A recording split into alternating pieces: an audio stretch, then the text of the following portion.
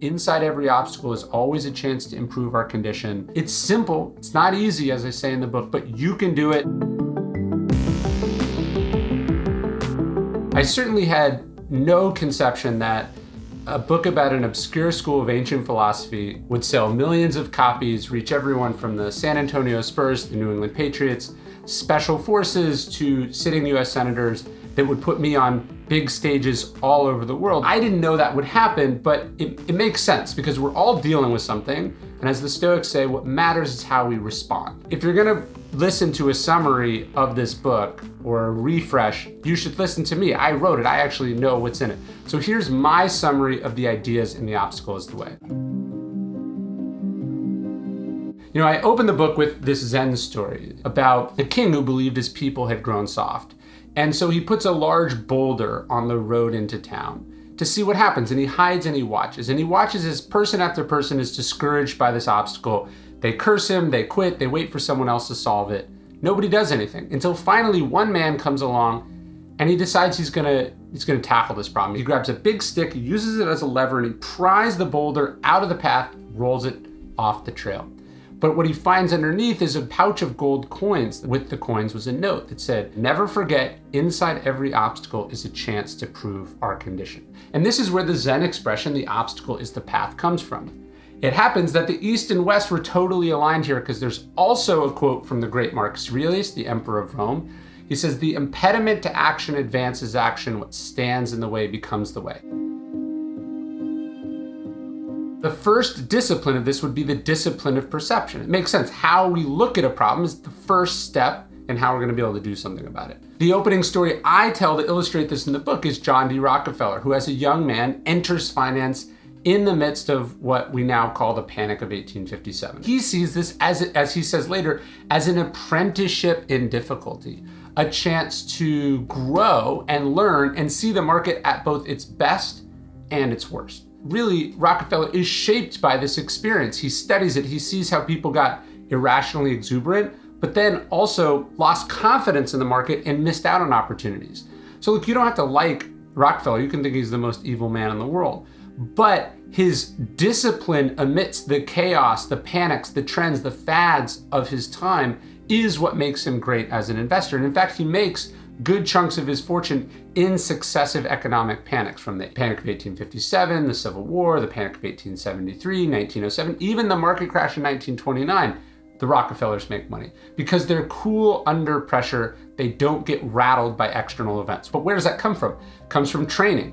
Rockefeller is good later in his life because he went through it early in his life. I talk about the first Apollo astronauts in the book. John Glenn, for instance, orbits the Earth, the first American to do this, and his heart rate never goes above 100. And I remember I once had dinner with Jim Lovell, the famous astronaut who was also, who knew John Glenn, and they were talking about, said, how does this happen? He says, it wasn't unfamiliar to us. We practiced it over and over and over again. We got to a place where it wasn't scary, even when things went wrong.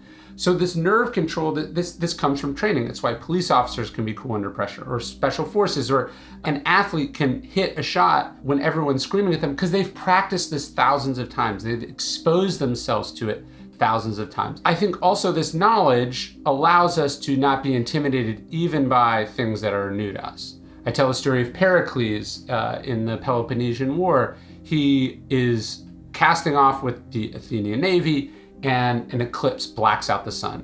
And this might not seem scary to us now because we know what an eclipse is, but in ancient Greece they did not. And so the men are terrified, but thinking fast, Pericles says, well, look, if I put a cloak over your face, would you be scared? And the man says, no. And he says, well, what does it matter? What causes the darkness? Darkness itself is not scary. So this ability to break things down logically is an essential part of the discipline of perception. So you have to be wise, you have to be smart, you have to be intelligent, you have to talk yourself out of what fear wants you to feel. This is all trying to get you to a place where you can pull off the most essential part of the discipline of perception, which is where everyone else sees difficulty and hopelessness, you see something positive. So I tell this story shortly after the invasion of Normandy, where Eisenhower sees all his generals are rattled by this massive Nazi counteroffensive. And he calls them all into a meeting and he strides in and he says, The present situation is to be regarded as opportunity and not disaster. He says, I only want to see cheerful faces at this conference table. Meaning, being scared, being intimidated, not believing in ourselves, that's not going to help us move forward. So first, let's stop that bleeding, he's saying. But then let's see what good is in this. And what they realize is that this massive counteroffensive is also an opportunity because perhaps the Nazis have overreached. And so by absorbing this blow, sort of encircling them from behind, they pull off one of the biggest upsets of World War II that sets off the race to Berlin. If you've heard of the Battle of the Bulge, it's Eisenhower turning this around, flipping the obstacle, turning it into the opportunity. So that's what we do. The discipline of perception is about seeing clearly, seeing objectively, seeing calmly, and then seeing the good inside the bad, and then moving forward and taking action based on that. It's not just about how you see things. Yes, Marcus Aurelius says, life is dyed by the color of our thoughts. Those thoughts are meaningless without action. What action do you take on the thoughts? That's the essential part. The Stoics are action, action, action. And that's actually a mantra of the great Demosthenes, who I open part 2, the discipline of action of the book with. Demosthenes is dealt terrible hands. He's got a speech impediment. He's weak. His parents die early, and then evil relatives steal the family fortune. This might have been the end of it for Demosthenes, but instead it becomes the event that spurs off his life of greatness, which is that he decides he's not going to let this stand. He is going to fight for every penny back, and he's going to bring these people to justice. So he becomes a great orator because of the injustice he experiences. And he doesn't just magically decide to do this. It's incredibly difficult. He at one point actually moves into an underground burrow, shaves half of his head, so he's embarrassed to go outside, and practices for years and years and years to become a great speaker and a great lawyer.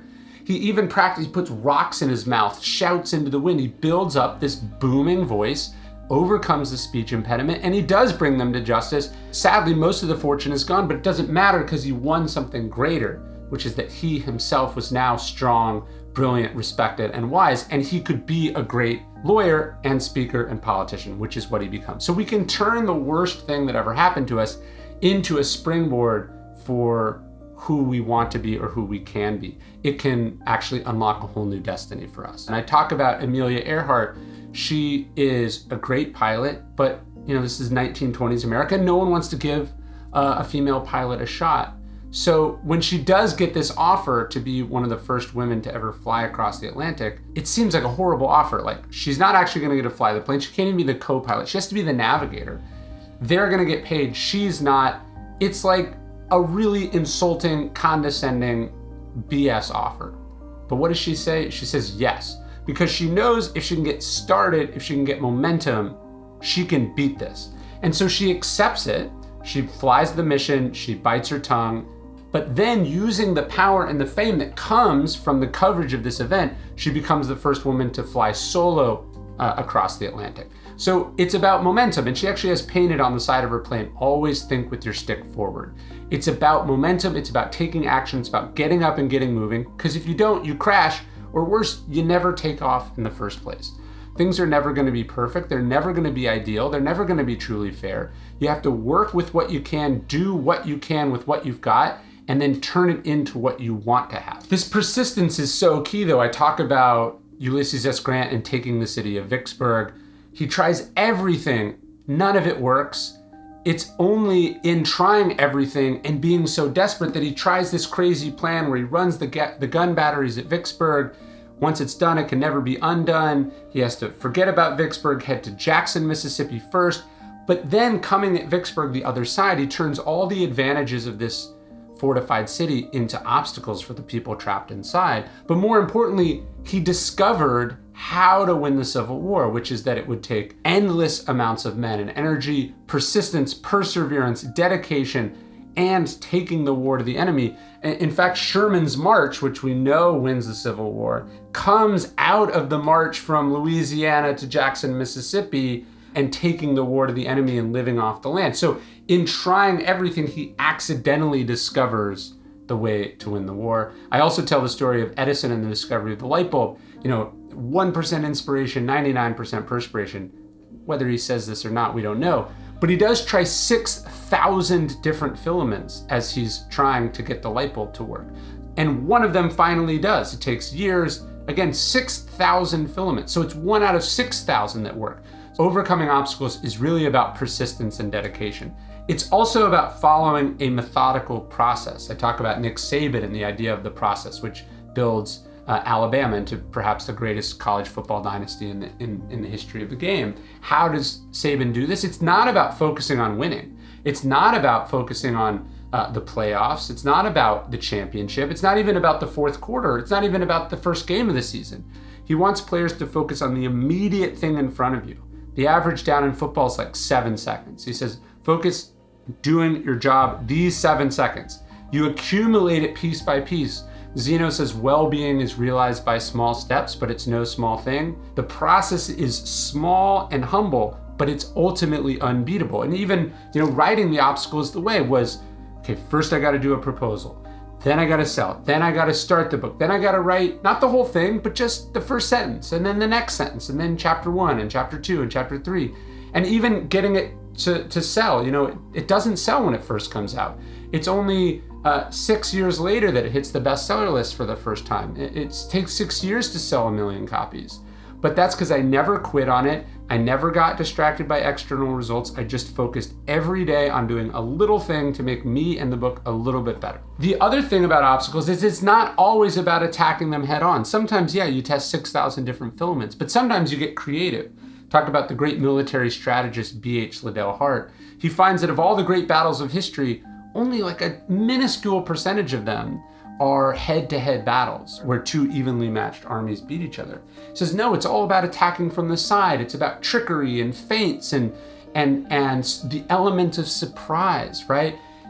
You beat your obstacles by outthinking them, by outflanking them, by outmaneuvering them. Think of Gandhi, right? Gandhi doesn't beat the British army by building a bigger army. No, he uses their strength against them by accentuating his weakness. Martin Luther King does this in the American Civil Rights Movement. He says, physical power must be met with soul power.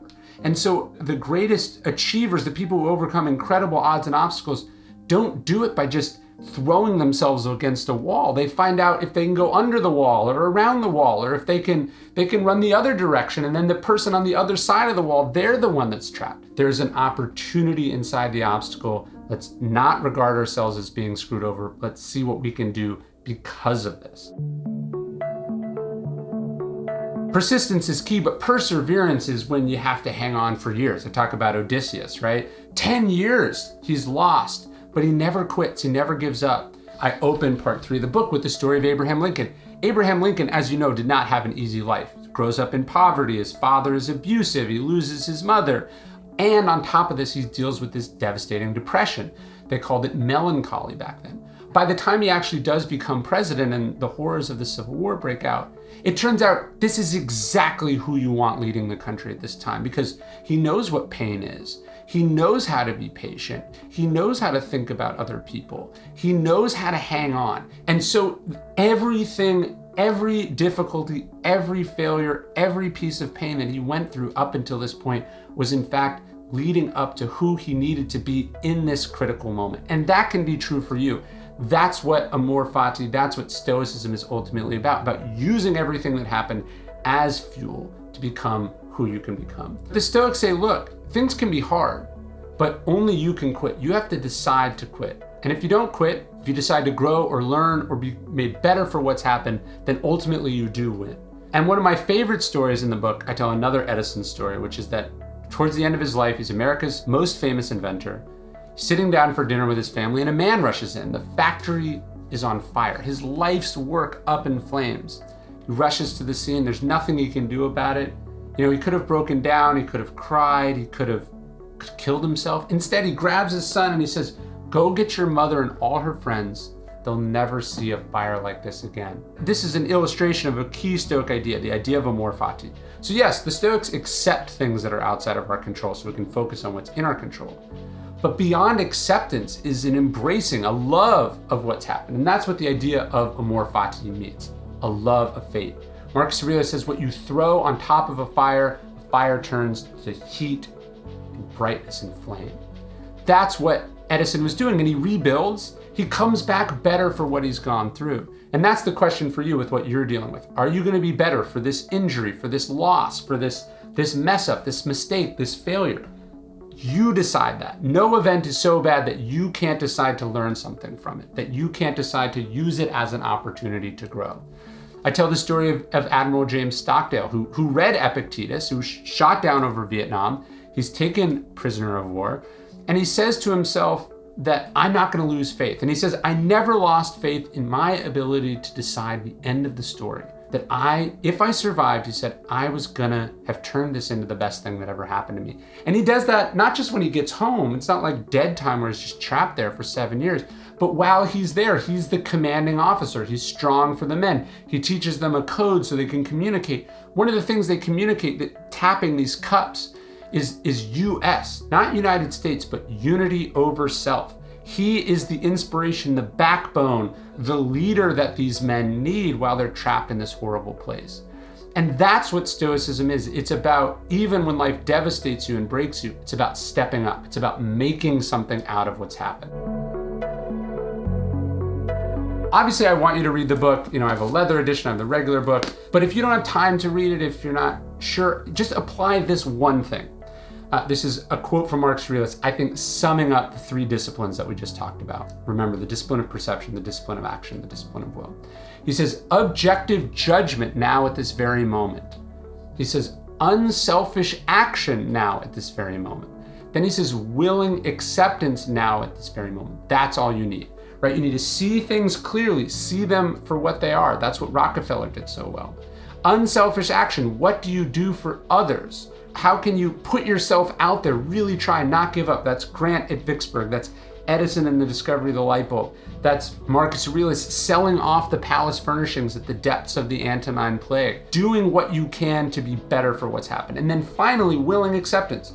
Some stuff happens. Some stuff is hard. Some stuff is going to take way longer than we thought, but we can't give up. We can't give in. We have to choose to be transformed by what happened. We have to use this as an opportunity to be strong, to be resilient, to be caring, to be committed. And that's what makes us who we are. So that's what I was trying to write in the book. The idea that, as that king said, inside every obstacle is always a chance to improve our condition, that what's in the way is the way, the obstacle is the path. The timeless art of turning trials into triumph, it's simple, it's not easy, as I say in the book, but you can do it. And I tried to present examples and stories in this video and in the book that you can follow. They're simple, they're straightforward, they're inspiring. I hope you check it out, but most importantly, I hope you remember Marcus Aurelius' advice: objective judgment now at this very moment, unselfish action now at this very moment, willing acceptance now at this very moment of all external events. And you know what? We'll give away 3 signed leather copies of The Obstacle is the Way. All you have to do is sign up, the link below. You don't have to buy anything, no tricks, just we'll give away 3 awesome copies signed by me. The Obstacle is the Way. To 3 winners, just sign up the link below. If you want to learn more about Stoic philosophy, totally for free, you can sign up for our daily Stoic email. It's 1 free email every morning, the best of Stoic wisdom, dailystoic.com/email.